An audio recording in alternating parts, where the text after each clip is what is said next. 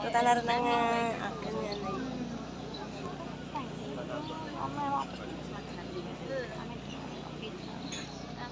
ay tita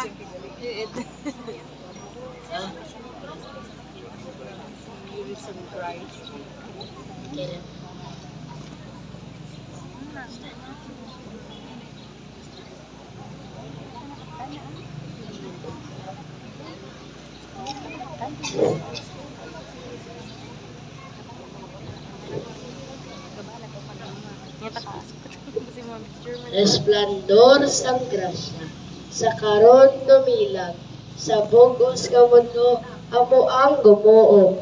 Aton nga nakita sa labing bunayag, poder ni Jesucristo, Diyos nga matuod.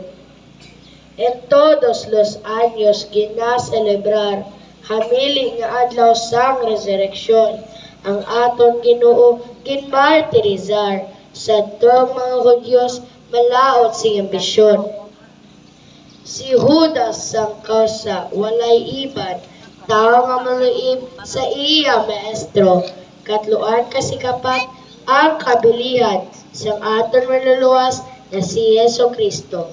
Umugyon sa iya may nga isip, kay siya katibado sa gahom sang pilak, banyaga nga tao walay pasunaid, yan ang traidor, ingrato sing buhat.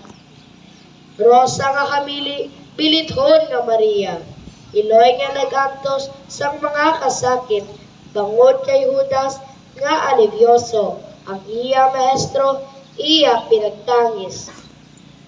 Rosa nga masulubod, wala sing katulad. Kay among alaypan sa tanan nga mga kasakitan. May nukupon sa mga wala sing palad. Kailo desperado ng mga anak ni Eva kagadan. Inimig ko nga matuod wala sing katulad, kay pinanganak sa mansyado nga dugo. Sa bilog nga mundo, siya ang pumayag. Sa mga kalautan niya iya ginhimo. Kag iya kalipay sa walay duha-duha, sang nalit kay bensido sa mga valides. Ang mga dispresyos dili gitrepara na nanging pervenir sa mga infamis. Kag sa walay patugsiling, iya nga ginhimo, dilinyagin dongdong ang mga kabalaslan. Ang iya maestro, iya pinagbako sa sining tao nga labing kapalasan. Inosente Cordero sa sining duta nga lukaan, nga nagpadesel sa mga tormento, makaluluoy matuod ang iya kahintangan, kag wala sing makailog ni sinuman sa mundo. May nuklugan kag ulay nga Maria, sa mga kasakit tangin autora, sa sining adlaw mabot mong Victoria, nga igabalo sa Diyos nga Amayta.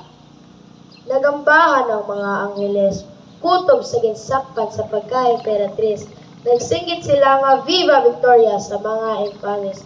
Ang ila pinamulong, Alleluia si Koteksit. Busa sa dakong kalipay, kag kasadya, magsinggit kita nga Viva! Viva si Santa Maria, Imperatriz del Cielo y de la Tierra. Viva! Viva! Viva!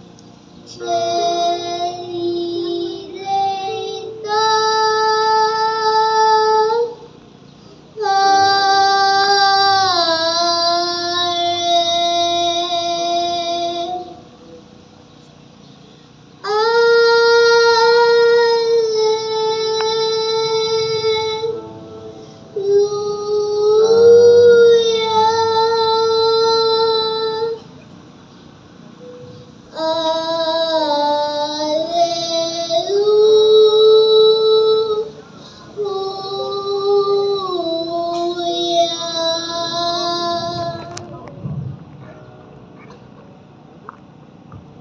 Ikutan na yung wala ko kita ng extra movement. Kuya,